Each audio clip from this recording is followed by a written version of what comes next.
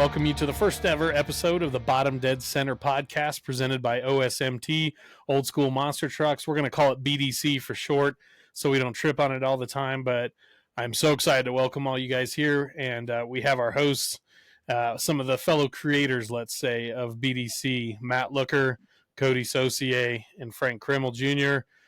Matt Ison not with us right at the moment, but Matt will be bringing us special segments and joining us for recordings throughout our season. So season 1, episode 1. How's it feel, guys, that we finally have this off the ground? Long time coming, ain't it? Yes, sir. Absolutely, pretty sweet. It'll be good. So, obviously, I want to kind of, we all know each other really well, of course. A lot of people listening are going to know some of us pretty well, but want to start by taking a minute to introduce these guys to our listeners, to all y'all out there a little bit. Starting with Matt. I've known Matt a real long time. He's a veteran announcer, a tech official, track builder with many years experience working for some of the most professional tours on the circuit. No doubt when he's with them, the professional rating takes a bit of a dive, but we love him anyways.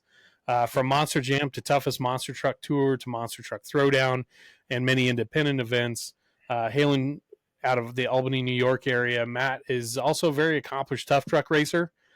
Some would say he has some of the nicest tough trucks the Northeast has ever seen. But let's be honest, his real passion in life, he's got only a few of them, one of which is really good Italian food, homemade, of course. Another one of his great strengths and passions in life is wide body crush cars. He likes them big, he likes them thick, he likes them long. The cars. He's deadly into skid steer, and he likes building absolute bastard obstacles for guys to hit. So now's when we get to give Matt Looker a little golf clap. Yes. That's Italian. That's Italian. Look up. We'll be hearing more from Italian a little later. Yes, a total of 1 top 2 finish in my illustrious tough truck career. It's been good. Hey, buddy, you finished second out of 2 trucks that day. You did all right. You brought it home at the end of the field. All right, Frank Krmel, having piloted nearly 38, 39 almost, somewhere in there. Yeah, we know we're not to 40 yet. We'll talk about that in another episode. Having piloted nearly 40 different monster trucks or identities over his 20 years behind the wheel, Frank is a journeyman driver in the best way possible. He's mastered the art of adapting to new trucks, new situations, new tracks, new teams, and driving accordingly depending on what the situation calls for. You need the place burned down, you call Frank. You need to make some money that weekend and not wad it up, you call Frank. That's just how it goes. From Demolition Man to Blue Thunder, Avenger to Skelosaurus. My God, I Googled his name earlier just to find a good headshot of him, and I could not believe he's worn almost every fire suit in the sport, it feels like, but I say that with envy. Frank now calls North Carolina home. We'll be seeing him on the road more often than not as he's out here in North America supporting the Hot Wheels Monster Trucks Live Tour, driving for the team owned by Steve Sims of Stone Crusher fame. So, another golf clap, Mr. Frank Krmel. Good dude. I should save this guy for last because he's all our favorite. He's coming to us out of Florida, but he is a Louisiana kid at heart, and we love that about him. We got 2 Cajuns on this show. One of them's with us right now. We'd have to start a second podcast if I was going to roll through all of the accomplishments that this young man has in the monster truck industry and in life as a whole, but I'm going to try and keep it short. He might call Tampa home, but like I said, he's a Cajun. He's proud of it, and he should be, with over 20 years experience in the sport as a full-time crew member and driver. God, I'm getting into announcer mode. I want to yell this guy's stats out at you. Coty was Monster Jam's 2012 Mechanic of the Year before moving to a full-time driver's seat in 2014 when he captured Rookie of the Year honors. Back that up with a Monster Jam World Finals Double Down Showdown Championship in 2015, followed by a 2019 All-Star Racing title. More recently, he's been the scourge of Monster Jam Arena Racing, which includes a 2023 Arena Racer of the Year award, and I feel like he's heading for another this year. So, without further ado, we need more than a golf clap for Mr. Coty Saucier. Appreciate you. Yeah. Now the most awkward part of it. No, it's not. I'm going to introduce Matt anyways, because he's not here, so it won't be awkward. We'll get to me after that. He's not with us tonight. He'll be checking in on special segments and pop-up episodes, and also when we record on weekends. He's another fine Louisianian, If I'm saying that right, he's a friend of the industry. He's a friend to us all. He's really a brother to us. Matt Ison stands as one of the best photographers we know in the sport, in the region. He's got an eye for detail that has led to him shooting everything from monster trucks to charity events, portraits and photo sessions, to even top shelf bands like ZZ Top, which we're all fans of ZZ Top here. Matt is credited with helping rediscover the Southern Sunshine and Cajun King monster trucks belonging to the late Mart Williams. He also helped lead the charge to bring those trucks back into the spotlight and allow fans to see and enjoy them again after more than 30 years in storage after Mart passed. We call him the Iceman. You can call him the Iceman. Just don't call him uncool, because we know he's a badass. So golf clap because he's not here, our brother, Matt Iceman. And lastly, I have to ramble about myself for a minute. These guys have been putting up with me for a real long time through the OSMT channels. Come to you from Cheyenne, Wyoming, by way of Kansas City, Missouri. I started Old School Monster Trucks in 2013 in the dying days of my time at Team Bigfoot as a driver there. I needed an outlet for my passion and my love for this old school monster truck stuff. And I knew that it would matter to people like Coty, like Frank, like Matt, that we had something like that out there. And thankfully, all of you fans, after we finally took OSMT public a little over a month ago, you're part of the big reason why we're doing any of the things that we are. In 2003, after I graduated high school, I went to work for Hall Brothers Racing, spent several years there as a crew member and part-time driver before taking over announcing the Monster National Series after we unfortunately lost our friend George Eisenhart with that series. Eventually, I ended up at Team Bigfoot, as I said, and that's really where, through projects like the Bigfoot Vault Edition, my passion for old school stuff really just got ramped up to a whole nother level. So that's what we're doing now with OSMT, with the Bottom Dead Center podcast, with our Instagram account, our YouTube account, is we're trying to capture, preserve, document, and celebrate the history of the monster truck industry. And as fun as the stuff with the trucks is, and no doubt it's really fun, as you're going to see throughout our episodes and our content, we care about telling the stories of these guys and gals that made this sport what it was in the late 70s through the 80s and into the 90s. Those people are super important to us. Our show here, as I finish my monologue, if you will, is not going to be exclusively monster truck focused podcast. Some of us are spouses, some of us are fathers on this show. Some of our guests are going to be parents and spouses as well. And we want to talk about what life is like for all of us as we go through, our daily struggles of just trying to get by, conquering different kinds of careers, that sort of stuff. And also finding out more of what makes people tick, both us as hosts and also the guests that we bring on the show. So whether it's cooking or parenting, NASCAR and rock and roll, washer and dryer home repair, something our expert repairman Coty is going to be able to talk to us about one of these days, or even picking out some flooring while you're hungover on whiskey, whatever it takes, we're going to talk about it. So there's really no holds barred on this. So with all that being said, let's get on with our first episode.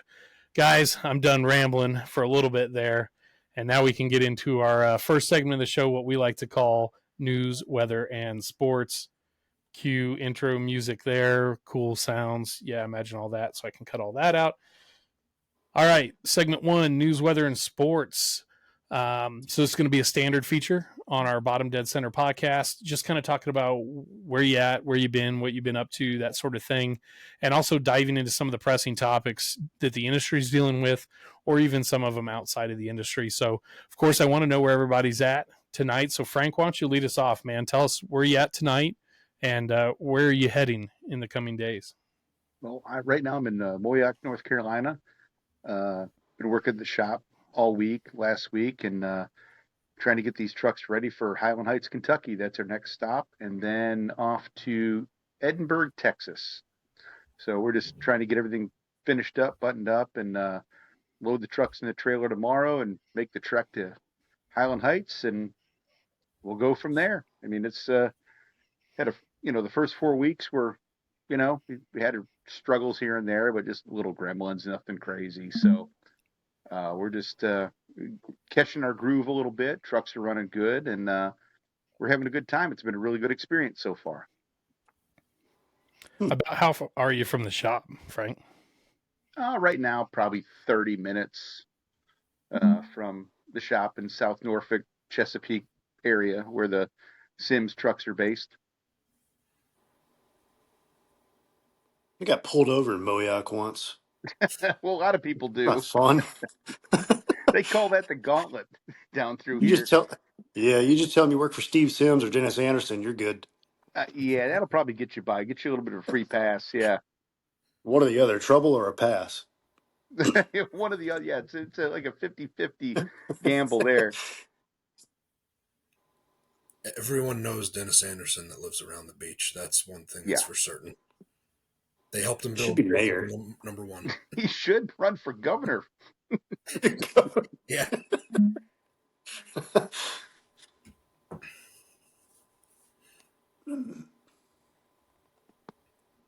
think we lost your audio, Kyle. Smooth move there. Lost my audio. All right, I'm There back. it is. I was just talking to myself. It'd be fun to edit out. I told you we're going to have some hiccups on our first go around. No, I was saying, when we've all been on the road, we've all heard a million stories of the guy that, oh, my uncle helped build the first Gravedigger, or, my daddy was building the first Bigfoot with old Jim Chandler. Yeah. So I can imagine the stories you guys hear when you're out in that part of the country where so much of the sport has its roots on the East Coast.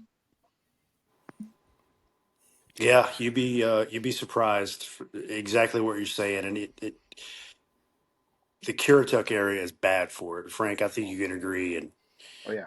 you can't escape Dennis. You can't escape what Adam and Ryan has done around the area and causing all the fuss, and it's it's wild. So, Looker, where are you coming to us from tonight? I'm from, right now I'm coming to you from the Albany area, upstate New York. For monster truck lore, that would be about 40 minutes west of West Lebanon. Just a couple weeks ago, I was over in Youngstown, Ohio, the home of Dale Earnhardt, Joe Sylvester. That's right. With Toughest Monster Truck Tour. Intimidator. Yeah, that's right, old Dale. Yeah. Oh, man, just got to rattle his cage a little bit. Oh, man. That was a week and a half ago. And then I got Stag Nasty, Michigan, again for Toughest in about 2 weeks. Those are always good shows, always a good group of people. When I tell you that Toughest is run by some old school monster truck fans, that's all it is. It's a big family. Everyone gets along together, and really everybody puts on a great show. Everyone's running hard. There's really no sandbaggers with them. So it's always a good time. I try to do 1 or 2 shows a year for Brian and them guys, and then take a little bit of time off, and then throwdown season will be upon us. And then one thing that's kind of cool I get to do this year, believe I'm going to get to do it anyway, the uphill big rig loaded semi drag races in Onaway, Michigan. I get to go out and announce that, it looks like. So That's sick. Oh, man. We did over the top. The over the top diesel challenge. That's right. We did That's awesome.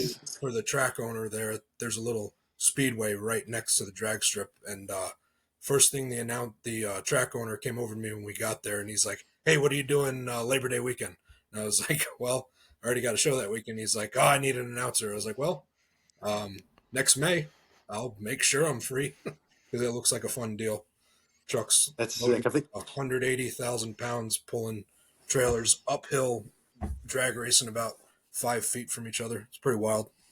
So that's sick. I have a feeling you're going to do a really good job announcing for a little while, and then you're just going to be so overcome with awe and excitement that the last few passes are just going to be, oh, God, Jesus, oh, just a lot of sounds from Matt Looker rather than words.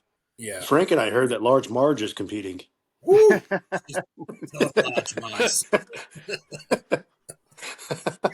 Somebody needs to dig Jesse Bergey's old school bus out and hook it up. Yeah, the bus. Absolutely. Competing in Michigan in the single axle class, please welcome Jesse Bergey's bus. Or Jim Tracy in higher education. Yes. Yeah. Well, Rich Cummings has to have something to do with this then, too. Let's get him in there. I'm sure he had a good hauler to hook up. Absolutely. All right, Coty, throwing the ball to you now. I know where you were last weekend. I think I bumped into you a couple times. So what's going on in your world? Yep, I am right here at home in my kitchen, Dade City, Florida. So little town above Tampa, famous for motocross track. There's a track that's been here since I think the '60s. Bradshaw rode here in high school, so it's been here a minute. But I'm confined to my kitchen as my wife has COVID locked in her bedroom. So here I am. Yeah, just came home from Denver with Monster Jam. Had 4 events there, and back at the shop for one day tomorrow, and then off to Oklahoma City Thursday. Denver felt like to me, even though there was only really 4 events, it felt like the first ever 15 show weekend in the history of Monster Jam, didn't it? It did feel long.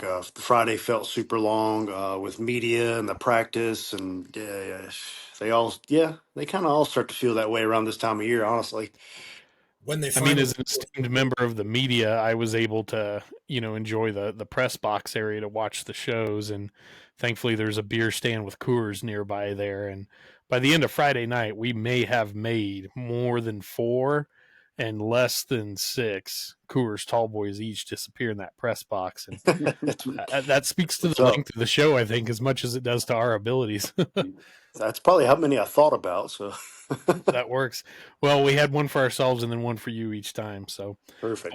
well done out there. Sorry that we missed the backflip on Sunday while we were heading home. If I'd have known my Chiefs were going to go get massacred like a high school football team in your home state of Louisiana, I'd have just stayed for the damn Sunday show.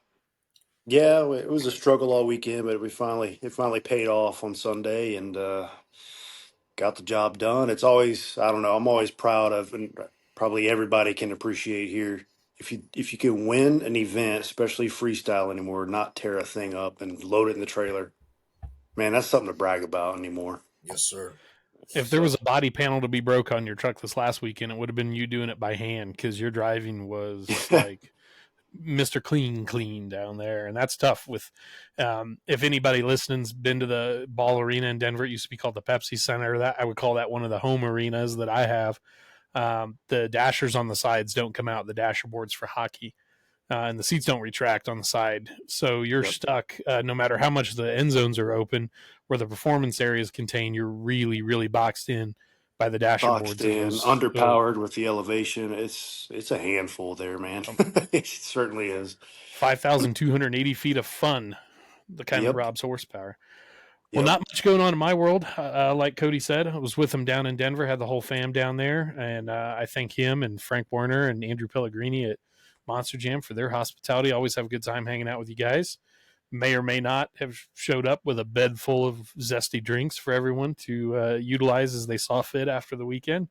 So I love doing that. Obviously, I work in the beer industry now, and I have since I left Bigfoot, so I have access to nice little cans and bottles of things that make people have a good time. So in any case, no more shows on the docket for us for a little while. We'll be heading out west for some NASCAR events in March.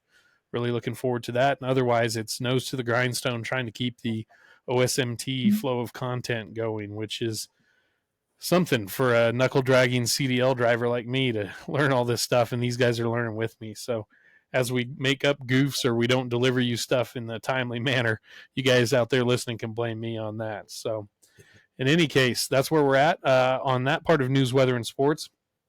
Let's talk about a couple of key items that are sort of in the news right now. I already touched on the Chiefs starting a 52-man roster of high school players on Sunday, so we don't need to worry about that. But we do have a little piece of Florida action here. The Daytona 500 weekend is finally upon us. As a matter of fact, On Track to Action starts tomorrow, which we're recording this on Tuesday, February 11th. So by the time you see this, you'll probably know more about the Daytona 500 weekend than we know right now.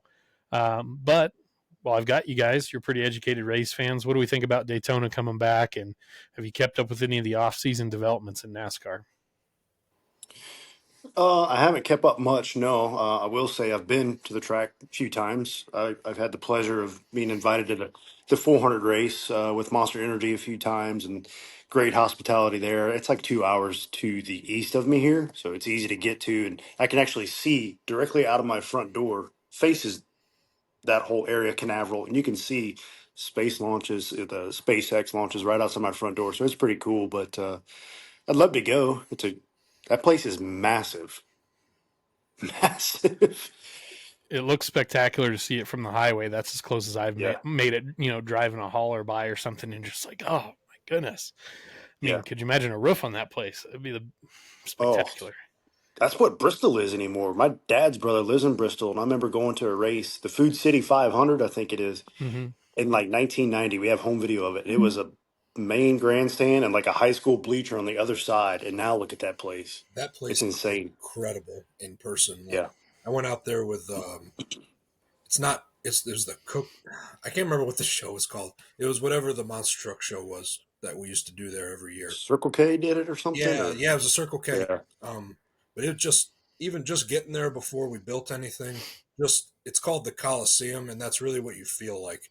And I'll never forget, one of the coolest sounds is all 8 trucks. We put them for intros coming out of turn 3 and 4 and down the front stretch, all bunched up 2 by 2, not real fast, but everyone just kind of up on the RPMs a little bit, and that sound that reverberates off of that Coliseum is unreal. That's sweet.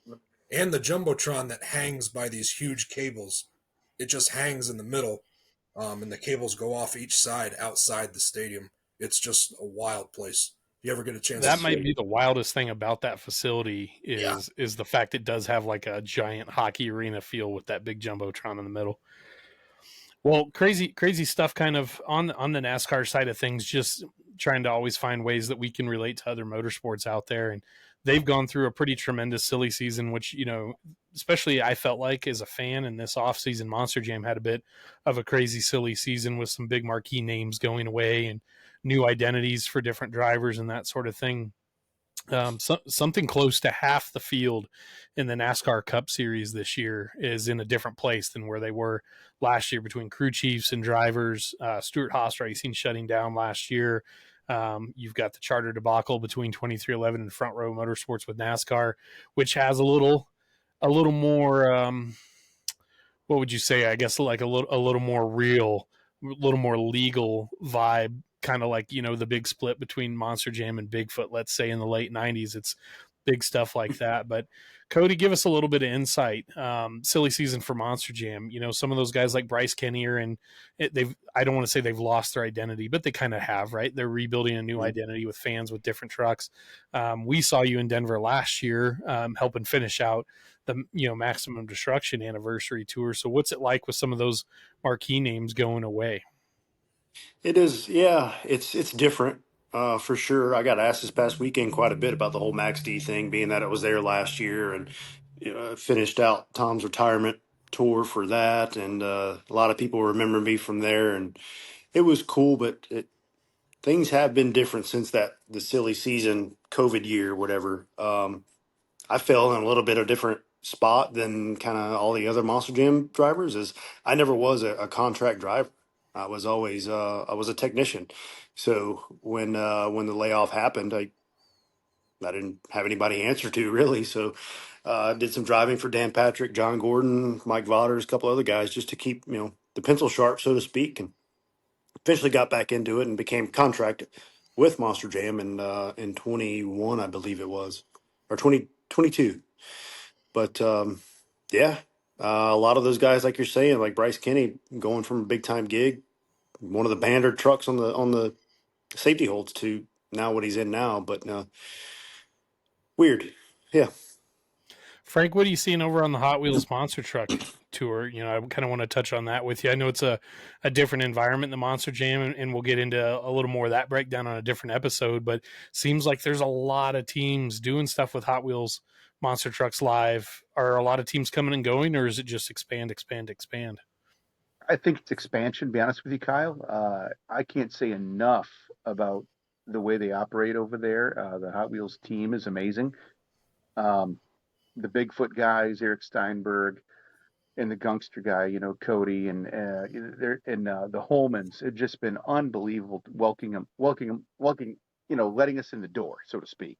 So I can't say enough about it. It's been amazing for us, and wouldn't want to be anywhere else. I mean, it's been that welcoming for us. So yeah, but also I want to jump back to your Daytona thing. So I don't know. I know Coty knows.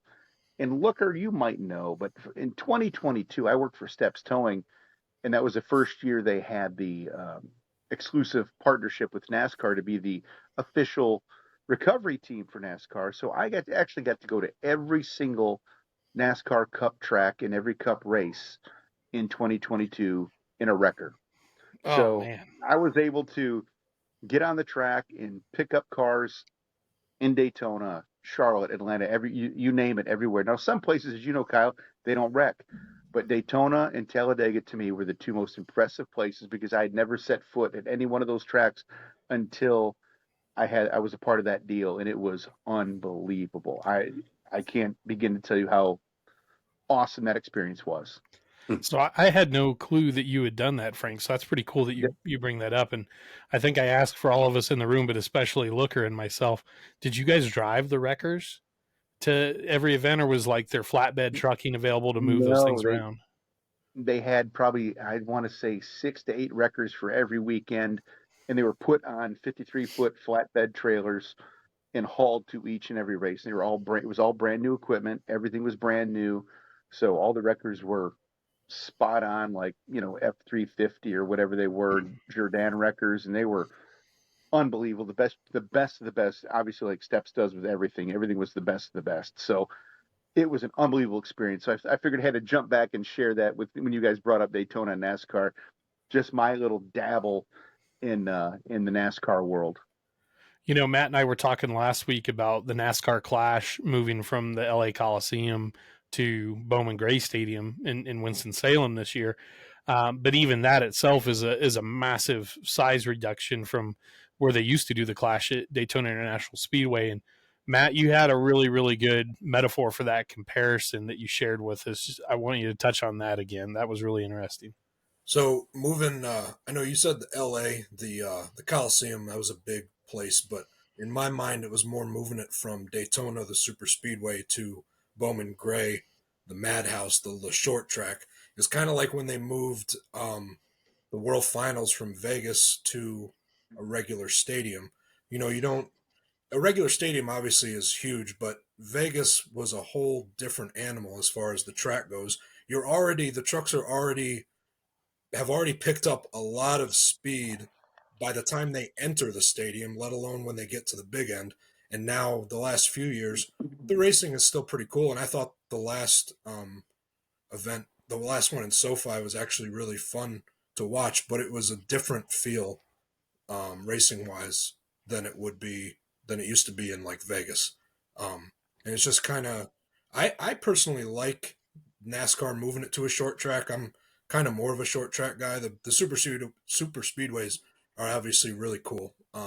It's something unlike anything else. I actually have not been to a super speedway event in person. I need to go. um, but the short track, I think that's kind of cool to have the clash there. Um, but yeah, just kind of the parallel in my mind. It was like second nature was, well, it's Vegas to now a regular football stadium where they just run like a crossover like the one year, or an S track now where they don't get all the speed up, but it's still hard running and close racing. Like the final round that was in World Finals last year, that was a great race. I kind of feel like the arena level stuff that all of us have worked in and driven in and that kind of stuff, like what I saw Coty. And actually, I would almost argue that Denver's too small to make this analogy, but I mean that's the short track race in a monster trucks, is that kind of stuff. And I tried to explain to a fan I was interacting with upstairs earlier in the weekend. They're like, yeah, it's cool, it's something to do with our kids, but it just sucks in these little buildings. I was like, yeah, it can suck in the little buildings a little bit. I said it sucks worse for the guys in the trucks and the girls in the trucks than it does for the fans. I assured him of that. But at the same time, it brings out a whole nother set of disciplines and skill sets and things like that in a driver to operate on a short track, so to speak. Whereas I guess Vegas is a super speedway, the way that track was set up. But Coty and Frank, you're the two most contemporary drivers, obviously, in the room.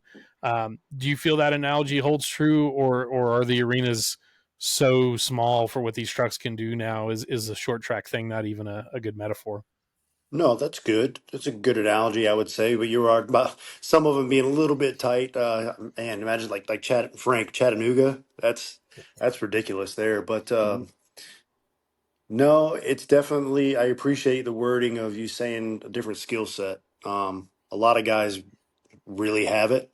Uh, Tyler did it a really long time because he was good at it, and so is Weston. Those guys are kind of shooting themselves in the foot, so to speak, because they're too good at it. So they're going to stick them there for a while because they put on a show in the small places. I I like how you're up close to the fans and the fans are up close to you. I think that's a great perspective of it. That's to me, that's probably the coolest perspective of it. You can't go to the Superdome and get that close. You know, you're 100 yards away and at best, and very different, two different animals. I do believe and Frank, I want to come back and get your thoughts on it because you're running non-dirt stuff right now. But I will say, just it's my yearly refresher of being in a hockey arena show. But I'm as we all are, we're kind of conditioned to this stuff, so we could sit back as a fan of the stand and watch you guys do poppers and moonwalks and things like that, and be like, huh, it wasn't his best, but he did a pretty good job. But these fans, this was the one time a year, if ever, that they see this stuff, and the trucks aren't super loud anymore. You're obviously just idling for the most part when you're balanced on those wheels. It's kind of surreal, and watching people lose their minds the longer you're balancing that truck on its nose or something, that's kind of something our arena shows didn't have when we were kids. So I'm not saying it's better than watching Four Wheel Crazy annihilate a Chicago style track in 1991. Shout out to Rob Morrison, Four Wheel Crazy.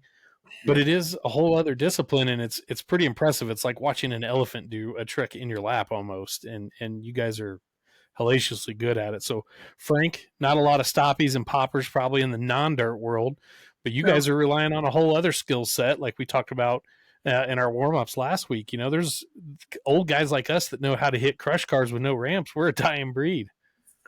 Absolutely right, Kyle. I mean, it's one of those things to where, you know, as long as I've been in this business, it's like I've done stadiums and international and all this stuff. But when you start coming around the backside of your career, the other end of it, you really start, giving a little more respect to more things. You don't take so much for granted. And what I've really learned in the last couple of years, being on the arena tour for Steve's trucks and now with Hot Wheels, is the element of being so close to the trucks, but in a safe manner, is night and day compared to stadiums. Just like Coty said. So I think, like you said, most of these fans that come to these shows, we're doing it 25, 35, 40 weekends a year. But some of these people are going to an arena for the first time, which can be traumatic for a lot of people because if you've never been to some of these places, it's a little difficult. And then also, they're seeing their first live event ever. So you have to respect all that. And that's probably something I didn't do, to be honest with you, when I was younger. But the older I get and the more I'm around this and the more I'm doing a lot of stuff in arenas, I really start to take that stuff to heart and really appreciate what we're actually doing. Okay, for me, it's like driving a monster truck is something I love to do. That's why I'm still doing it at 46 years old. But now getting to do what I enjoy to do and doing it in front of 4, 5, and 6-year-old kids that have never seen it, and then it's like the craziest thing they've ever seen in their life to that point, takes it to a whole different level, if that makes any sense. Yep. Totally does. And I want to get back to touching on another Monster Jam and World Finals topic here in a second. But I kind of was just reminded looking through some of my notes here because, Coty, this is in your neck of the woods, but IndyCar is firing off here in a few weeks with their season opener St. Pete. on the streets of St. Pete, buddy. So have you ever gotten to attend that race on an off weekend? Yeah, I've been there a couple times, and the last time, actually, me and Frank and Eric Hoffman, we all went together. Thanks to Todd Steps, they hooked us up, and I think that was kind of maybe around the beginning of your career there, right, Frank? With Todd, and we've known him forever, and he treated us great. Man, we had fun. We were a few beers deep the whole weekend, but it was fun. That was the same weekend. Robbie Gordon was still doing their program there too, and Mhm. Sean Sermony was one of their event directors who used to work with Jam years ago, and now he's with Hot Wheels and back and forth. And that guy's worn many hats too. We should get him on the Yes. guest Let's call in do one it. day too. That'd be another good Absolutely. one. But I think we had him at the SST shows when I was driving that first round that'd SST probably be shows right. with Bigfoot. Yeah. Yeah. Yep. St. Pete, man. St. Pete in general is a lot of fun. Frank can tell you. There's just good nightlife. It's a beautiful downtown. St. Pete and Tampa, totally different places. Hmm. But the race, the vibe, the atmosphere, it's a good time. You're selling me on it. You might have to make sure you're off that weekend next year. I might be coming down with one of It's my fun. daughters, and we'll go to that race. I love IndyCar.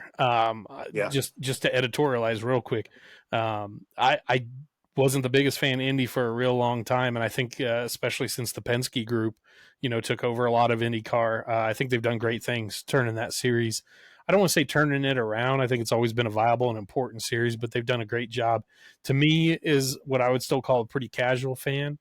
I get real wrapped up in monster trucks and NASCAR and other things, but I love IndyCar because I just don't have a big horse in the race, so to speak. I just enjoy it as a fan, and I think it's become some of the best racing, not just in North America, but really in the world. And some of these guys that used to race in Formula One, they get cast off from that cutthroat, super high echelon world in F1, and they come to IndyCar and they're damn good, but they're not Yeah. always cleaning up against the homegrown drivers in IndyCar. And I think the streets of St. Pete, you've got that tight section kind of through the downtown area, that real well, Coty, and then it opens up and comes out literally onto the tarmac and the runway of the airstrip there. I think as far as city street circuits go, I think it's a really beautiful track. Yeah, it's a lot of fun. I do wish I could get a chance to go again, but it always got, it's conflicting with my schedule, but one of these days we'll make it happen. That'd be great. I'm sure if there's a good Italian place down there, Looker can find it for us too. Looker So will then find it. we'll be squared away. I know this guy, man. He's Now, in there St. you Pete. Yeah. Hey, so we talk a little bit about the IndyCar guys there, and I mentioned Formula One, and season 7 of Formula One's Drive to Survive drops on Netflix here in a few weeks on March 7th, and I don't subscribe to that stuff entirely. It's very popular. There's not necessarily, I don't think, like reality show scripted drama, but especially as I've been editing just some really horrible, editing together for OSMT videos, you start to realize the power that editors really have. And I feel like the real world of F1 has to be quite a bit different than the way they edit those, shows together for drama. But that kind of begs the question, would something like Drive to Survive ever fit in a monster truck realm? And would it be good for us or not? What do you guys think? I think it would change people's perspective on a lot of things. From the casual fan to the fan that's online a lot, but never, and this isn't meant as a bad thing, but never does anything more than go to the shows and, interact online. I think it would change the perspective a lot if people saw how things were behind the scenes, not necessarily in a bad way. It's so different. Everybody here knows that. Everybody that's been involved in shows, it's a, and a lot of times it's like a family, and a lot of times you just want to kill some of the people you're with. But it's not just like a TV drama. It's, it's motorsports, but it's also a show, and everyone really wants it to come together for the best. Everyone works together.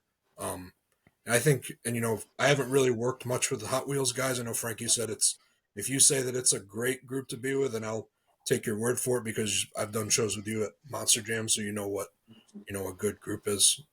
I think that kind of show would really open the eyes up and make it seem a whole lot different if you have never had any dealings with the industry, I guess you say.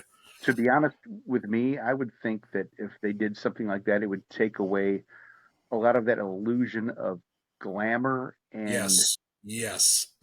celebrity for the drivers. I really think it would, because right now I guarantee, I know, doing shows this past summer, there are people, oh, you drive hooked, so you have a big fishing boat? No, Right. I'm doing this 35 weekends a year. Yeah.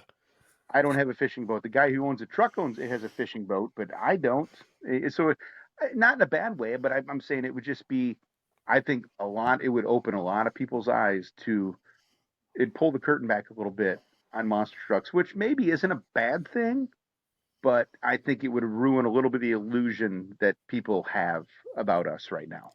Did you guys ever watch that? What was it called? CBS Eyewitness or whatever, that series in the late 90s? I think it might have been right around the time, or maybe just before. I think it was just before Bigfoot split with Monster Jam, because I think they filmed at Truck Fest in Pikes Peak, and Dan Runney was racing out there. But they followed Dan Runney. They followed the Hall brothers. I think they followed Dan Patrick. And I remember when I worked at Hall's, Tim telling me about that show, and he said he really liked, if I recall, I don't want to put words in Timmy's mouth, but I think he said they were pretty awesome people. But the way they edited that show at times wasn't the most flattering for any of the guys, let's be honest. Right. But we also know this industry is not always the most flattering to itself, too. So I think that's where, and Coty, correct me if I'm wrong, if you think I'm out of line, but I really think that while you want to present a truthful and a fairly raw and honest representation of whatever segment of the sport you choose to document, I still think you have to be really careful because F1 drivers are at such an elite high level, they get a pass on a lot of stuff that maybe us guys wouldn't get. No, for sure. What I can say about this topic is myself and you guys included are some of the most blue collar folk I know. And I mean, what you see is what you get. And that's about it. It's made a hell of a difference to F1 in terms of sponsorship revenue, it looks like, though. I mean, now granted, performance on certain teams like McLaren has gone up really well over the last 7 or 8 years, but so has their revenue. I remember when that show first came on, and I'd been watching F1 since, my high school days, watching, Rubens Barrichello get told to pull off so Schumacher could win easy races. But McLaren cars had crap for sponsorship on them, and now they've got so much covering you can't even hardly see the cars orange sometimes. So I mean, some of what's happened with Netflix has been good, I think, for that sport. Oh yeah, Yeah. Like you said though, Kyle, it's all in the editing and the creative way they deliver it. I mean, that's you could do the same thing with monster trucks, but it's all depends on who's going to be the judge of what it comes out as. It's a fine line to balance the realism of it and tell the whole truth, or as much of the truth as what's responsible to tell, versus, I mean, if you're just putting lipstick on it and making it shiny and everything, then what's the point of even doing it, right? But I think back to some of my early days before I got my break announcing, when I was doing TMB episodes with Colby and Ross and stuff like that. And we didn't get down into the nitty gritty with folks or anything like that, but I still think we presented a little bit more realistic of a picture of what was happening at a show sometimes than what a TV broadcast would. And I think there's a sweet spot out there if somebody was ever to touch on it. And kind of lastly on the news, weather, and sports segment here, that goes into our final point.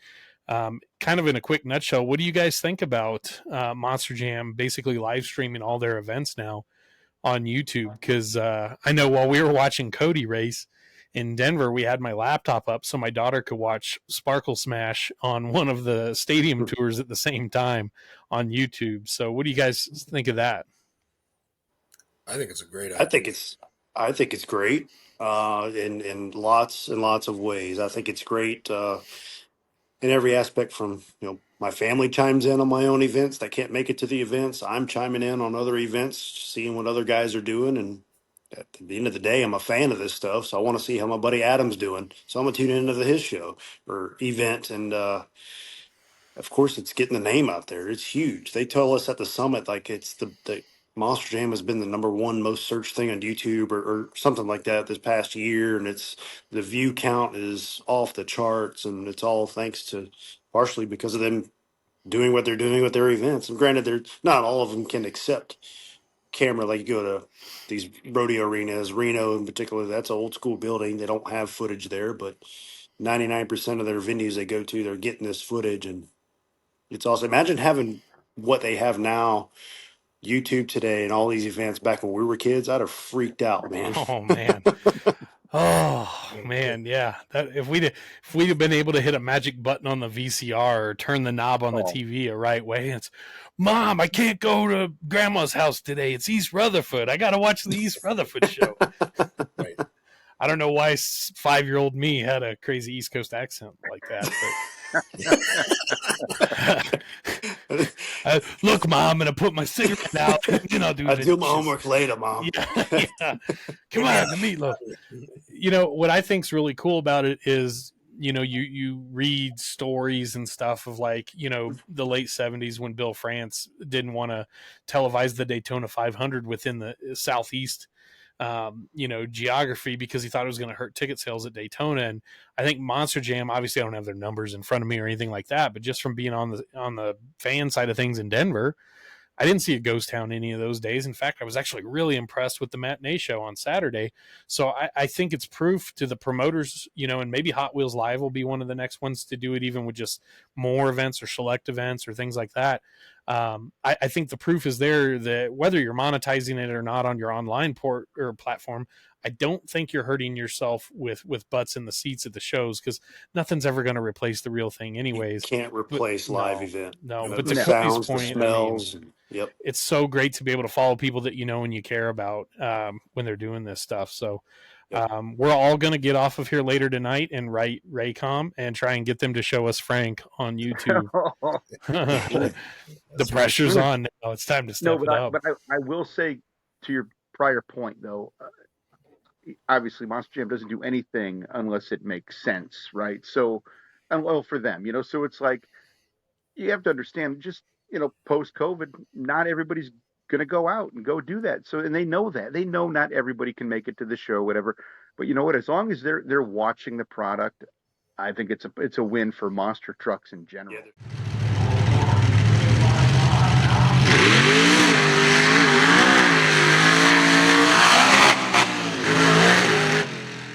Ladies and gentlemen, friends of the show everywhere, for season 1, episode 1 of the Bottom Dead Center podcast, we've got a surprise guest for you. It's none other than, in case you can't see his job title on the screen already, certified badass. We've got Eric Meager. Welcome, gentlemen. Happy to be a part of it. Glad to be here this evening. Welcome. You said welcome, gentlemen. Welcome to the Eric Meager Show, boys. We made it. We're here. Outstanding. Eric, how the hell are you, buddy? Busy. Lots going on. Lots taking place. A lot of exciting things going on. So never a dull moment. The times change, but the people remain the same. Clearly. So I was telling the guys, as you guys at home are watching this on broadcast, we obviously had to edit out a little dead time due to a technical issue there. And Frank was advocating if we were live, we would have just cut you, dumped him, send him, just keep moving on with the show. And I was like, that's just what I wanted. I literally have a picture just around the corner of the wall here of Eric teaching me to drive Bigfoot 11 when I was 18 years old. And I'm like, yeah, that's the guy. First episode, you're going to make me cut that guy? Like, oh, I can't do that. One less friend I have in Florida. I tell you, no respect. So, no respect. There's none of it down there in Florida. That's where all those people like Matt Luca go when they're done doing shows. All right, so Eric, we were talking about some obviously old school stuff, because there's going to be huge focus with this show, being it's an old school monster truck property, and we'll talk about contemporary stuff too, because I do want to know more about, and I want you to be able to tell people a little more about what you're doing and where you've been. But to all of us, man, you were Colt Cobra 2.0, you were Eric Meager and Firestone Wilderness and things like that. Yeah. So tell us, how weird was that being, because you were Colt Cobra 2.0, right?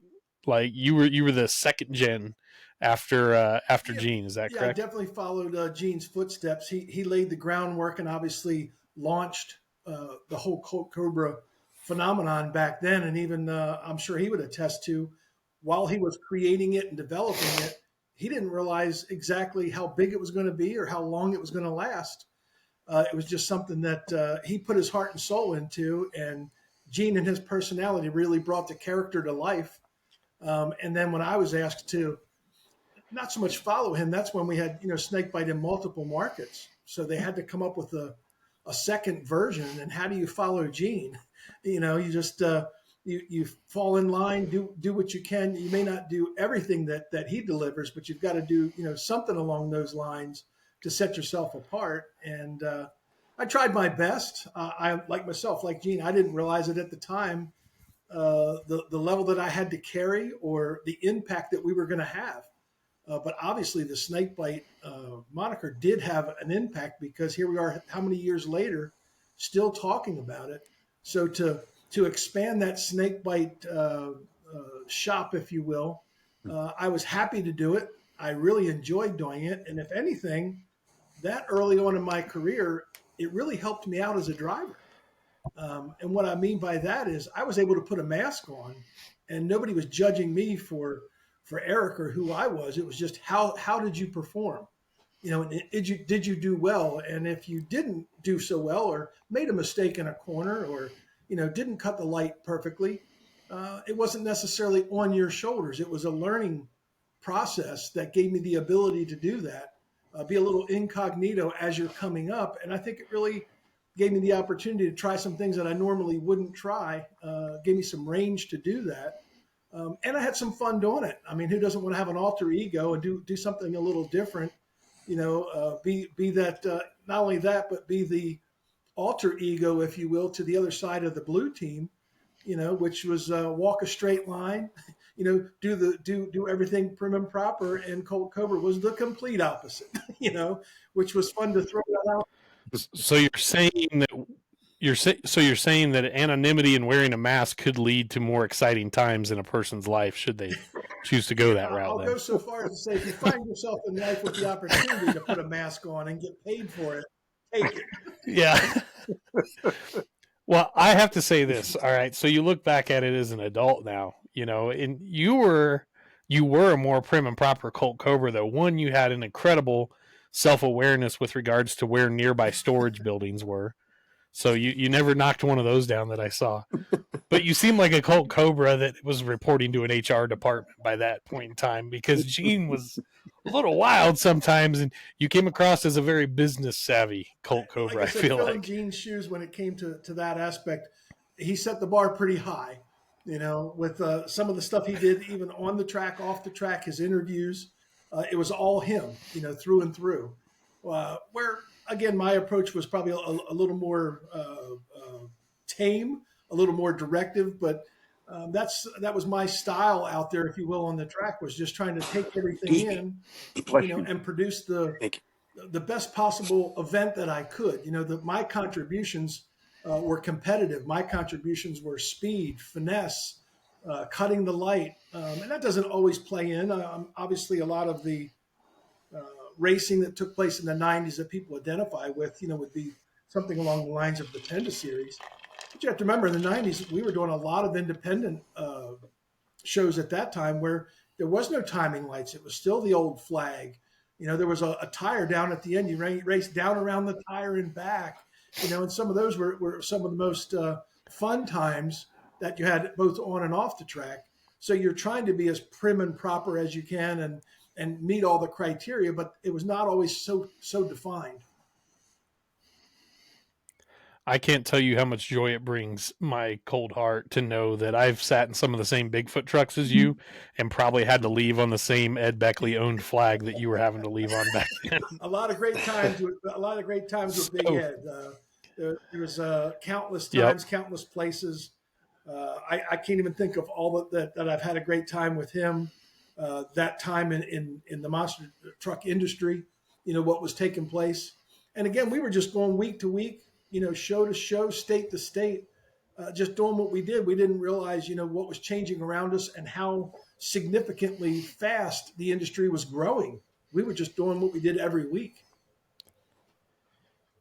So speak of fast, Coty and I talk about this quite a lot, but those trucks back then were so much lighter than they are now because they were being asked to do a different job really back then. Great motor programs for almost all the top teams that were in Penda.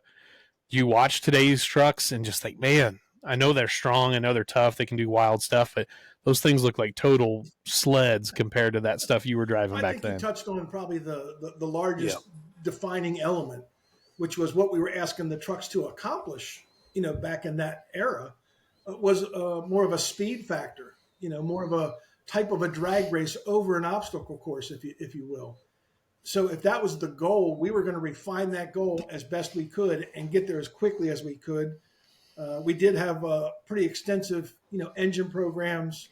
We paid really close attention to our driving styles. We paid close attention to the gearing, how the truck was driven, where your shift points were, where your takeoff points were. I mean, there was a lot that really went into those efforts because that was the goal.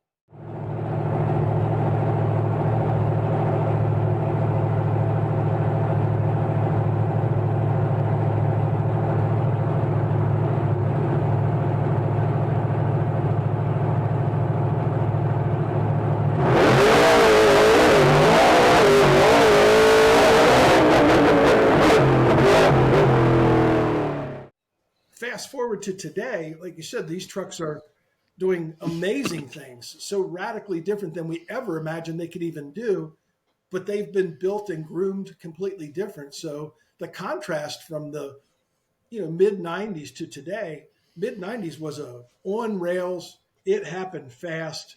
You had to buckle up because you were just along for the ride. There was a whole lot of equipment going down that track extremely fast.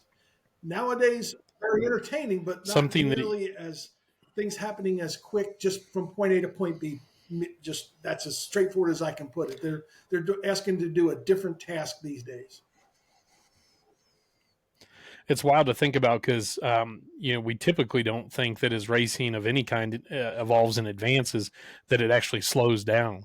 But for the most part, today's NASCAR stock cars are slower than they were in the late 80s. Monster trucks are, of course, slower than they were 25, 30 years ago. And a lot of that's driven by safety, of course, and to reinforce the safety components in the chassis designs and stuff of whatever kind of race vehicle it is. Obviously, that's going to bring weight. I mean, there's really not any other way around it. So in your mind, I guess two-part question. One, you're like a Bill Elliott type character, right? So in 87, let's say Bill Elliott's doing 220 around Talladega. Well, they're not doing 220 around Talladega anymore. So you could have been doing 75, 80 easily in the Penda days, and it's just not quite like that anymore. So for you, and I think I know the answer to this, I know the rest of us do, but for you, is that trade-off worth it to give up some of that raw performance and know that we have safer trucks all around now? That's a tough question because both have their positives. But my personality is just I'm an extreme competitor.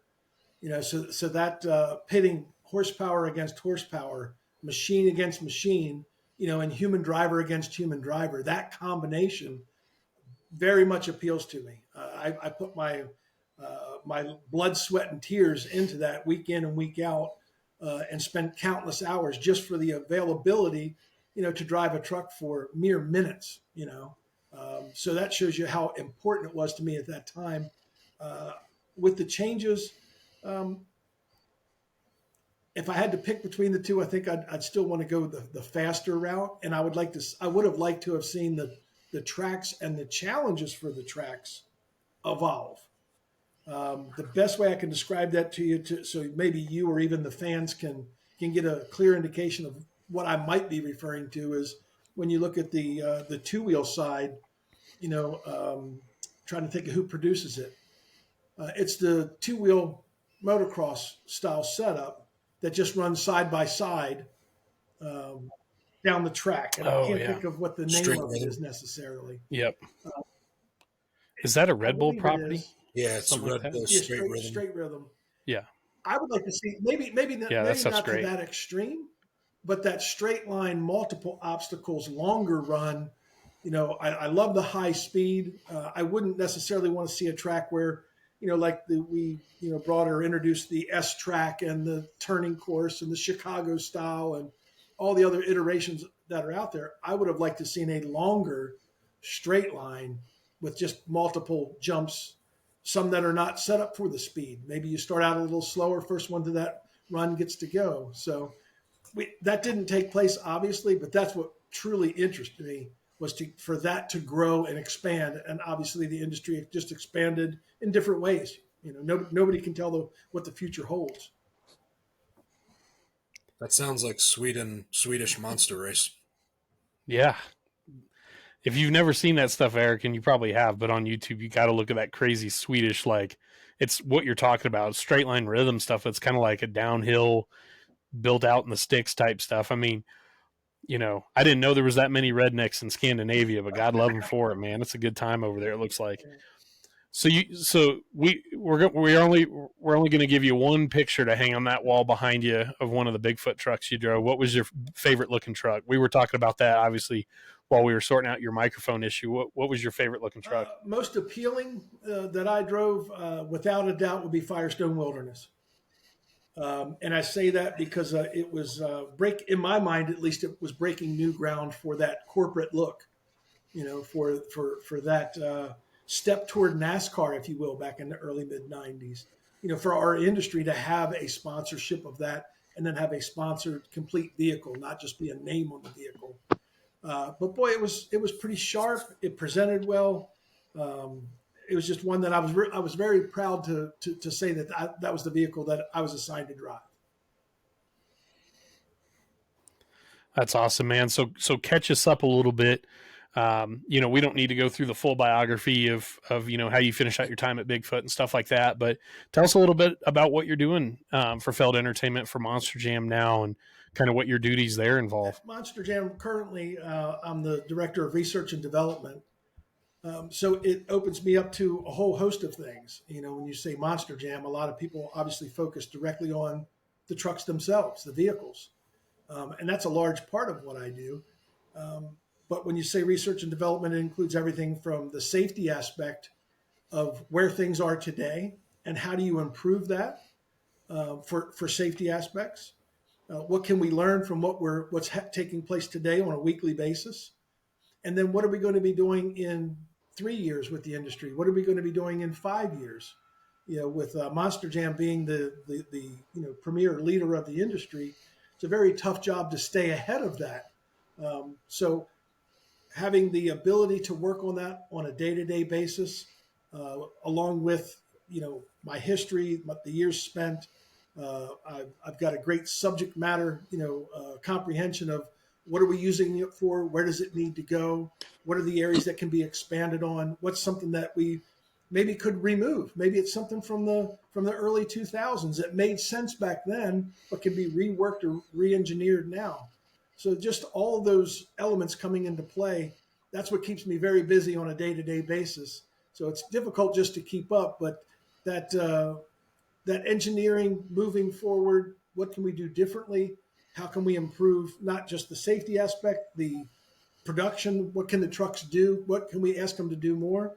Like I touched on earlier, the maneuvers that these drivers are pulling together with these vehicles now, we wouldn't even have dreamed of it, years ago, ever. Wouldn't even have tried it because you wouldn't think it would work. And we didn't have the ability to, quote unquote, practice anything. We didn't have an area to go practice ahead of time. As well as I do, you roll into town, you tire the truck up, you pull it out there, and the only time you really get to learn or develop your skill set is when the light goes green. There's no practice before then, maybe a qualifying round if you were lucky. So, and we would all fight back then for seat time. The more events that you would produce. Back then, you may go to a stadium or an inside event like an arena, and it may be a one-night show, one night Saturday night, in the Silverdome or Alamo Dome or RCA. That's one night, that's one gig. We would still want to go out and find an event like Tacoma where we'd be doing 4 and 5 events over a weekend because we're getting that seat time. You're getting to get better in tune with your vehicle because let's face it, if you were going to try a new gear, when were you going to do that? You had to try a new set of gears. You were going to try a new technique. You were going to develop anything or put a new tune-up on the engine or, try and lean it out a little more to see if you could get some more power out of it. All that had to be done on such a limited time frame for the vehicle and for the person. Now we have the luxury of let's go out and practice things. Let's be as creative as we can be. And I got to be honest, my hat's off to all the drivers in the industry today because they're coming up with, they're the ones out there driving them and figuring out what is out there on the track. You think you see 5 jumps and that's all you get. Well, these guys and girls are taking off the side, hitting it on 2-wheel, bicycling into a nose wheelie. I mean, they're getting as much as they can out of it, and it's exciting to watch. That's a great, that's a great point you bring up about the practice, and I think that's something that still staggers me is how much practice Monster Jam seems to afford its drivers, both at events and, let's call it private testing or private practice. I think that's brilliant. And I think you see that reflected. And I mean, even guys like Coty that have been driving for so long and they're just so in control of what they're doing, a little practice never hurts. Where I think, you and I have, I would say, quite a bit of shared driving experiences in our times at Bigfoot.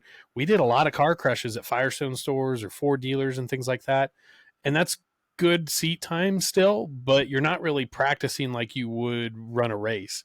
And it seems like the kind of practice time you're giving the drivers at Monster Jam is much more reflective of what they're going to see out in the real world. And that way, there's not as much of a curve to get up to speed once the light does go Oh, of green. course. That, like you said, the physical practice, is so valuable. Having that opportunity to take new drivers, existing drivers, uh, tenured drivers to Paxton, and give them that opportunity to get out on an opening or a track and practice. Boy, I'm jealous. I got to be honest with you. I look back on my career, turn the clock back into the 90s, even at the height of my career. I remember talking to interviewers back then, and they would ask me, how intimidated are you? Are you, scared or fearful while you're out there? What's going through your mind?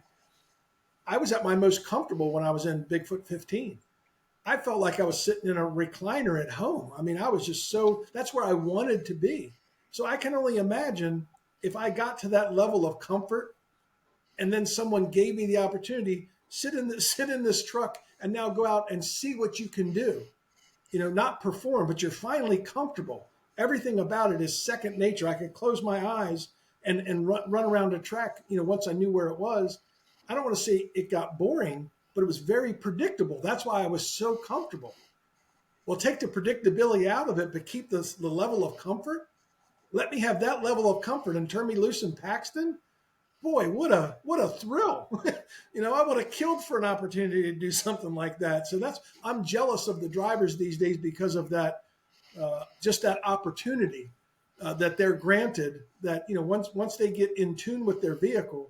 Boy, when somebody comes to you and says, now I want you to fine tune your skills, boy, what a gift.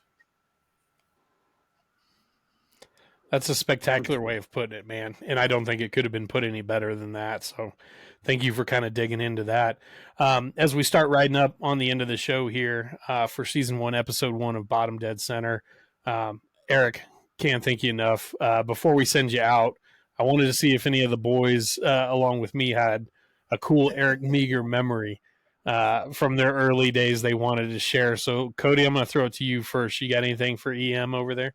Yeah, there's a couple. So maybe give me an ounce more here. I first saw Eric compete. I believe it was in Lafayette at the Cajun Dome. It was with Frank and I's shared favorite body and paint scheme. It was the pink and teal. And I saw you guys roll up that afternoon with the McDonald's trailer and watched you guys tire up. And um, another moment was the first year we did Triple Threat in Monster Jam. Eric came to Baltimore Arena, and I had no idea Eric was involved with Monster Jam at all. And I saw him and I said, "Holy shit, that's Eric Meager." So we Shirt chatted for a little idea while. right there. That is an OSMT shirt idea. We're making it. We chatted for a little bit. Eric had duties there, and I had duties there, and we collaborated on some things. I was actually with some rock bouncers at the time, and here we are, history. What about you, Frank? Give us one. Well, I obviously early memories were back in my days being around Scott Stevens and the King Crunch and being in Pontiac like in 93, 94, and Eric either driving or crewing for the Bigfoot truck. I just from being a fan, I'm not trying to, play Homer because he's my buddy, but he was always really nice and really welcoming and always told us, Scott and myself and whoever was with us, whatever you guys need, just let us know. I never forgot that. And then fast forward to about 2001 or 2, I drove in Monroe, Michigan for the parents, filling in for Jocelyn while she was pregnant. And Eric was there, the Statue of Liberty Bigfoot, and he wore everybody out. And that was probably one of my best memories. And then actually, when you fast forward to me being become co-workers with Eric, and then even more importantly friends, that memory stuck out the most. And then just having him along the way as I transitioned from my time at Monster Jam to the steps towing to where I'm at now with Steve Sims. Eric has been a really good big brother figure almost to me. If he's not that much older to me, but he's been that to me. So my memories of Eric Meager are very extensive. Excellent. What about you, Matt? Did you have the good fortune of encountering Eric during his driving days at all? Not really, and that's actually what I was going to say, kind of as a weird throwback. For one, what Coty was saying in Baltimore, that was really cool because I was a tech official. You were there. Yeah, I was a tech official on that tour, Yep. and they were testing a lot of stuff, the rock bouncers and the single seater side by side. I forget what they were called. The Ace. Yeah, the Ace. That's right. And then I was sitting in the tunnel, and I'm like, wait, I think that looks like Eric Meager. Holy shit, it's Eric Meager. So growing up, I really only ever went to two events every year, Albany and West Lebanon. And for better or for worse, those were always U.S. hot rod shows, TNT. So we didn't get a lot of like the USA Motorsports type. But I always remember, Eric, you were like you said, like the polished corporate driver, but not a douchebag in any way. Like this is the guy that he looks approachable. His truck is clean, and he's going to clean your clock out if you run him. You know what I mean? That was always what I kind of got from watching TV. So it was especially cool in Baltimore that year to see that he was working with Jam on that stuff. I appreciate. So I'll jump in here, and unfortunately, my best Eric Meager driving memories, for the most part, were having to watch him on TV. Living most of my life as a teenager and stuff out here in the Rocky Mountains, didn't really get to see, the big shows, the Penda stuff and all that. But Eric came out here in 2003 to run an Ed Beckley show that I'd kind of helped him pull together with our big rodeo grounds here. And I'd already met Eric a time or two before at Pro MT events and at the Bigfoot shop and MTRA banquets and stuff, because I was doing the newsletter for the MTRA at the time through a website I was writing for called monsterstyle.com, which is where I really got my foot in the door of the monster truck business. And so Bob Chandler had sent me an email, no big deal, whatever. Sent me an email the week before this show, and he's like, hey, our guy Eric Meager is going to be out there. I think you've met him. He's going to be running number 11 covering for Harkey. And since you're graduating high school this week, and this is all happening at the same time, he's like, I told Eric, teach you to fire the truck up and, putt around in the parking lot just kind of as a, thanks for the help you're doing for the MTRA, yada, yada, yada. I don't know if Bob knew I was going to work for the Hall brothers the day after Eric let me drive Bigfoot 11. But he, I just want to put it this way. It's so true when you guys say he still is one of the nicest guys, but he was one of the nicest guys driving trucks then. 18-year-old pimple face, eyeglass wearing me had no business putting tires on a Bigfoot truck. Especially as I later learned doing it, you get pretty good at doing it yourself and you prefer to do it by yourself. But he just stood there and coached me instead of bitching at me, and he didn't put me down, and he just made me feel like I was welcome there. Whether I was or I wasn't, it doesn't matter, because he sure as hell did not make me feel like I wasn't welcome there. And this is the day after he let me sit and bullshit with him in his hotel room and, drink a beer or whatever we did, just hanging out, man. And then he coaches me on how to drive this thing, and I drive it around the parking lot. The picture, which I'll posted in this video so everybody can see, it looks like I'm peeling out pretty cool in the gravel parking lot with Bigfoot 11, and it was probably more like my foot just barely slipped on the accelerator pedal and the truck rocked a little bit. But Eric was so freaking cool about it, man. And I can tell you this, I would have been a much better, much more successful Bigfoot driver if I had been as mature and approachable, I think, as Eric was. So I wish I could have been, the kind of ambassador that Eric was. And it makes me really, really happy that he's one of the people that's helping mold some of the stuff moving forward with drivers in this sport. So, we don't all have a drink in front of us because it's a Tuesday night, Eric, but that's a cheers from the crew to you, buddy. Excellent. I got one more if I could. Yeah, let's that do we it. could probably Let's do all agree on. Let's do it. So one thing that stood out for me from Meager, to show his professionalism and how much pride he had. One particular instance was when Alan Pizzo called him out on the rule book violation. I might have been Camfield when you did too many burnouts, and he called you out on it, and you're immediately out. And it was the final round, and you're done.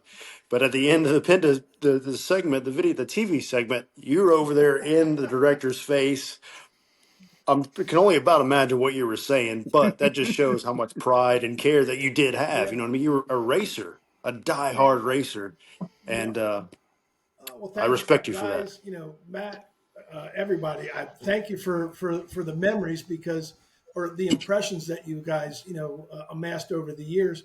Um, that's what I love about doing what I've done, and having the feedback, if you will, is priceless.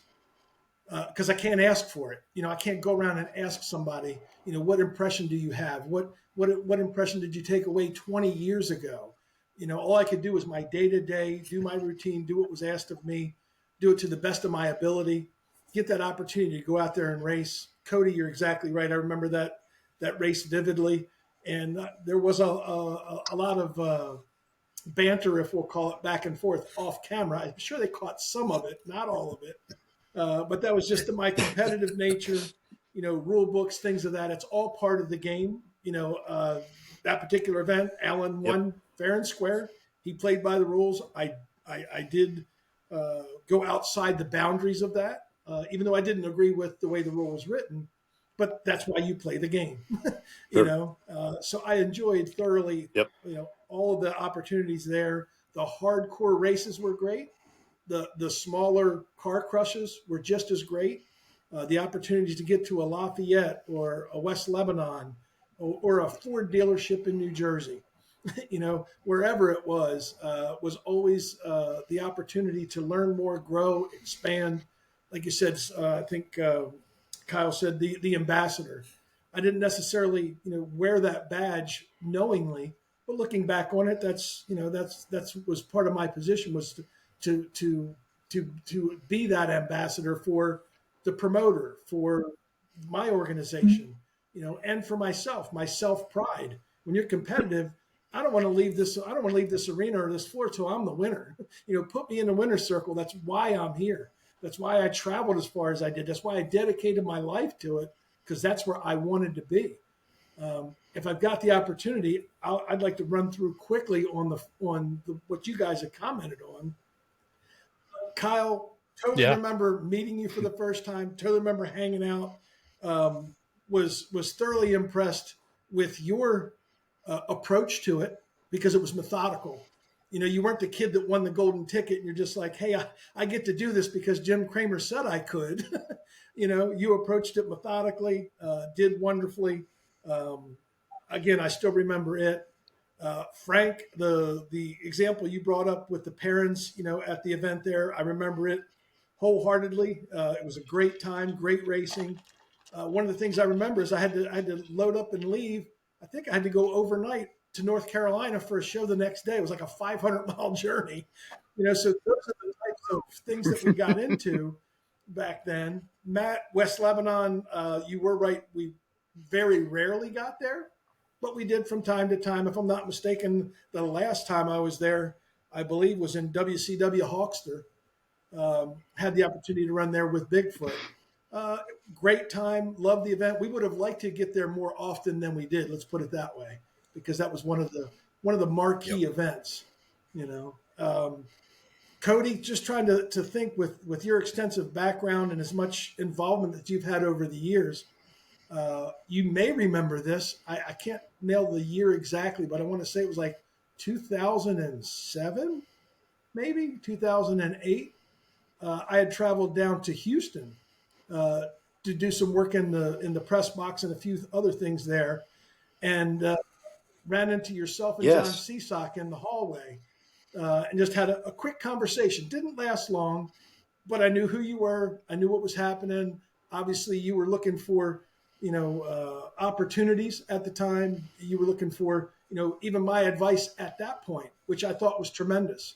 So I hope the advice that I gave you there lasted, because here we are, how many years later, and I look at everything that you've accomplished and continue to accomplish. You're not even done yet. So you've got a long way to go. So getting caught up with all of you guys over all these Thank you. years and getting that feedback, like I said, that I could never ask for. Thank you for it, because it does me some good to know that all those years did have some impressions. These are just the ones I know about. How many more out there that I'm totally unaware of? I think in a sport where the driver's name has historically never been as important as the truck's identity, the legacy that you leave behind with your peers or the people that you mentor or influence, becomes really one of the most important things that you can try and do while you're, spending your time in the business, whatever it is you're doing. So I would say you have to get nothing but A+ marks from all of us, and I'm sure from many of the other people you worked with, Eric. So we can't thank you enough for being on with us tonight, sorting out the technical issues earlier. We're going to have you back. We've been talking about this stupid podcast for too long, so we're going to stick with it. We think we have a lot to give back to the industry with these, and we're going to have you back. We need to know about you driving in Andy Brass's seat. We need to know about so many other stories from back in the day. We want to know how many times the producer in the T&N van probably had to bleep you out when you were yelling at the official in Canfield, just finger on the button, ready to go. So we got a lot more questions that we're going to ask you, and we'll even get into looking at some footage with you and talking about memories in the future. But for now, we're going to let you get back to your night. We know you got a busy week still ahead of you, but we can't thank you enough, man. Appreciate you coming on. Thank you for having me. Thanks, I look Eric. forward to coming back because I agree with you. There's a ton of content there that this is the place to unload that content. That very specific content that your fans, your listeners, your people tuning in long for and would love to hear that content. But where do you go to get it? This is where you come to get it, right here. So I've got plenty of that to share and look forward to it because drumming up those old times, if you know anything, one memory will always spark another. You start talking about one topic and then it just starts flowing. So looking forward to it for sure. We'd love to be back. Awesome. Well, thank you so much, Eric. Sweet. You have a great night, and we'll be talking to you Sounds great, soon for guys. sure. Thanks. Thanks again. See you, Eric. All right. Cheers. Thank you.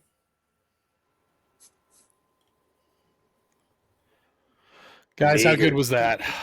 What do you That was say? He is. Yeah. I just had What do you kind say? of an idea. I had kind of an idea just pop in my head for a future guest thing. It's just kind of popped into my head, but get like a couple drivers that all ran the same series together, like Meager and Runte, Tack, and just have them go back and forth. How cool Oh, that yeah. That'd be stories and Yeah. something they've wanted to get off their chest since then. Yes. Hey, you remember that time? Yeah. We Scott need Stevens. like a Gary Porter and Alan Pizzo, like some of those Mhm. guys too. And that's Absolutely. funny you mentioned that because I thought about it from the snake bite angle. There's been so many guys that wore the mask, and it'd be funny to have a couple of the premier former snake bite drivers to have a little snake pit session where they all trade a few different snake bite war stories. Some of them we might have to edit out, though, I'm thinking. Yeah. Yeah, But Kyle, I got to say something about Eric Meager. He was probably so far ahead of his time as far as being a company guy, but he wasn't Yes. a company guy because he was super nice. And not saying these guys aren't nice, but Right. back then that stuff didn't happen. Like there were very few sponsor trucks but the way he carried himself at Bigfoot and just like the way he carried himself tonight, I mean, the guy's legendary in my opinion. Just the way he Class act. operated and the way he handled himself in the level that he worked from being a crew guy to a driver and the trucks he drove and the level that he drove at back then when all the trucks were different and it wasn't what it is now. I mean, the level of respect I have for Eric Meager outside of being, like a friend is immense. Yeah. It's hard to picture saying somebody that, won a championship in the 90s, if I'm not mistaken, right? 96, 97, somewhere in there. Yep. He won a championship in the 90s. He drove for really the premier team of the 90s in so many ways, at least in that realm of the sport. He's done so many other things, and somehow he's criminally underrated. I mean, he's Eric Tack was equally spectacular in some different ways, but ET gets name checked a lot more than Meager. He's the Eric that everybody talks a little bit more about. Maybe it's for this reason or that, but Meager's underrated, man, and that guy could wheel. And like you said, Frank, I mean, he's not the kind of Bigfoot driver I would have wanted to run up on at a fair show in 2002. I'll tell you that. Yeah. No, exactly. When we rolled in there and I didn't know what trucks, that was before, how now you can find out months ahead what trucks are going to be there. But then I rolled in there with the parents and I'm like, oh, great. Meager in 11. Oh, geez. Holy shit, it's Eric Meager. That needs to be a shirt. Exactly. It is going to be a shirt. Oh, I cannot wait. Gotta be. Well, guys, we're coming to the tail end of the episode here. I cannot thank y'all enough for just spending the time. And, even though Frank was more of a recent addition as far as this program goes, he's been a friend to all of us for a long time. We've known him for a real long time. Cody's gotten to work with him quite a lot. So has Matt. Frank and I used to run into each other, I think, more at the Jamborees than anything back in the day. What we're doing here, I want to tell myself and convince myself is really important for the sport. The people out doing the shows like yourself and Coty and Matt, when you're doing them, that's the real important work out there, because you're cultivating new fans and you're maintaining the fans we have. And I understand, what we're doing with the OSMT is not quite at that level, but I do feel, and Eric visiting with us there was just proof of it. There's so many personalities in the history of this sport, some of them like Eric that are still involved, and their stories are underdocumented, if they're even documented at all. And, as we've lost people along the way for one reason or the other, I think about somebody like Jesse Berge. I announced his anniversary show the first time we did it at Berlin Raceway in Michigan. And I'd met Jesse a bunch of times, and as I'm announcing and introducing his family and we're talking about his legacy, I realized I didn't really know the guy that well. I never really heard a ton of stories from that guy, and what we would all give to be able to sit down with Jess Berge right now and have him just tell us all your old Ice Monster Jr. stories. Tell us all your Brett Engelman stories. Like, we got to capture as much of this stuff as we can while we can and do the right things with it. So as we embark on this new part of the OSMT journey, I can't thank you fellas enough for sticking along with me on this. And I'll leave each of you to throw some final words out there before we head out. And Matt, we'll start with you. Oh, geez. I know anybody that's been involved in shows for a while, where when you go to the shows, you have friends that are there and you've worked with for a while. A lot of the stories, like Meager was talking about, they come out and you just want to keep those going. I know at one of the toughest shows when Runte wasn't driving anymore, but he was mentoring. I think it was Christian Norman, and we were in the show office sitting down. I think it was a Saturday afternoon. We had an evening show, and for 15-20 minutes, he was just telling us about the airplane jump and what went into it, and the horrendous landing that he said the rebound of it was more than he'd get at a normal show. Just stories like that, and parts of the truck that broke when it landed. Just things you don't get unless you're talking to the person that was living it. And you find yourself being involved in those stories later on, like Jim Jack and Bennett Clark having a rivalry at a couple of AMP shows in one mid-2000s summer show. Just little things like that. It's really good to have them kind of documented and have everyone sharing them a little bit. So it's a real good thing to be part of, I think. Well said. What about you, Coty? What are your closing thoughts for us here at the end of our first episode? I thank you, and great job on getting this all together. It was certainly a team effort, but you, my friend, are 100% behind it. And we thank you for all your help and for all this wonderful stuff that's going on. It couldn't have happened without you. There's a lot of good podcasts out there within the industry, but I don't think we're searching for an audience. We already have the audience. We already have the OSMT group on Facebook. There's a tight knit of us that just get it, and Right. We're there. We just got to capture that content that we all yearn to have, and we're getting it. We'll get it. It's going to be good. Everybody that tunes in, I think, is going to be appreciative of what we have to offer and what the guests have to offer. So it's only up from here, I think, and I'm having fun already. So, Frank, what do you got?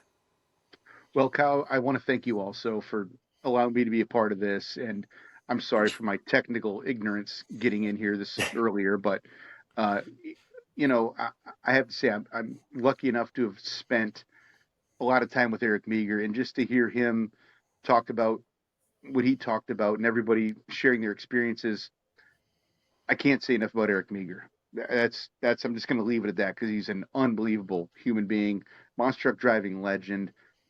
Should be in the Hall of Fame, but that's, like we said, most underrated Bigfoot driver probably ever.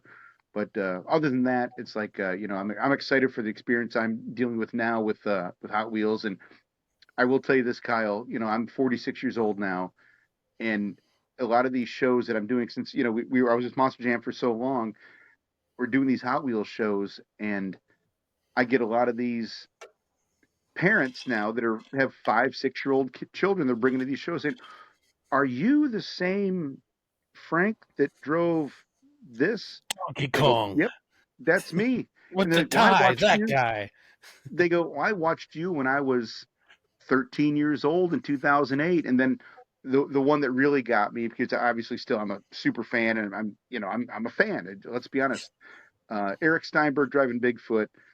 He's like 24 years old, 25 years old, and he's like, "Oh, I was watching you." I'm like, "Oh, okay, don't start that. Okay, you drive Bigfoot, so you're already a hero to me because you're driving Bigfoot." That's just the way I look at it, and you can take that for however you want, but just that kind of stuff with me, it really kind of brings, as I'm reaching probably the later stages of my career, it really brings it full circle. And then, to have something like this platform that we're on now, just to keep those stories alive and keep the history alive that I think really needs to be documented, because like you said, there's so much Eric Meager probably did that people don't know about, which they should. And I think this is the platform to bring that kind of thing to. Let's put it to you this way. Whoever's in charge of nominating folks for the Monster Truck Hall of Fame, they're going to have a hard time escaping some of our opinions as the years go on. And I mean that in the best way possible, but, Yep. We're going to bring awareness to some people and some things that have maybe not been looked at as carefully or as in detail as maybe we think they ought to. So anyways, with that, gentlemen, we're going to call it a wrap here on our first episode. And I'm going to do everything I can to hold myself back from trying to edit this all together in one night. I'm so excited. OSMT fans will be seeing this here in the coming days, and good luck to you guys everywhere that you're going out on the road this weekend. And we'll be cheering you on, whatever you got going. We'll be trying to follow you on YouTube, and we'll get back together soon. No promises to the folks on how often we can do this, but I have a feeling we're going to want to do this pretty often, the way this first episode's already gone. So Sure. On that point, to let everybody out there know, still trying to plan, 1 to 2 OSMT video releases a month. I appreciate your support tremendously on the YouTube channel and on our Instagram. I do want to answer a big question I've gotten a lot from everybody is, why is the Facebook OSMT group private? And that's a great question. And it was started as a private group. It will remain a private group. And the analogy I can make for you is Instagram is our outdoor patio and YouTube is our indoor dining steakhouse environment. And our Facebook group, that's the kitchen. So the chefs are hard at work in the kitchen trying to produce the very best they can for you out there in the dining rooms of Instagram and YouTube. So bear with us on that while we keep that a bit of a closed group. It's a pretty personal thing to all of us, but trust me, we're going to keep bringing you a lot more content like this. We've got lots of, I had a box of videotapes show up at my house from a former driver just the other day that they want to contribute to OSMT. So there's a lot of good stuff coming out there. You'll notice, as I've said, we're not monetizing the YouTube channel or anything like that. There's not going to be any pay subscriptions or anything like that. We will be launching, I should say relaunching, because we've had it in the past, an OSMT merch store. And that's really going to be the only way you'll be able to financially, donate, let's say, to any of the efforts that we're doing. Otherwise, the four of us are funding any of these activities out of our own time, our own dime, our own pocket. We're going to keep it that way. Because this is really just about giving back to the fans, to the sport, and to each other, because we all admire, each other's work so much. And that's what we're going to try and just keep doing with it. It's for the fans. It's by the fans. Doesn't matter if you're a world championship driver, like Coty, or you're a nobody like myself hanging out in nowhere, Wyoming. We're still fans of this stuff, and we want to give back to the community and document these things from the veterans of our sport. So with that final monologue being in the tank, gentlemen, I can't thank you enough for all your time tonight. I know it's late on the East Coast, so I'm going to let you go. See you guys.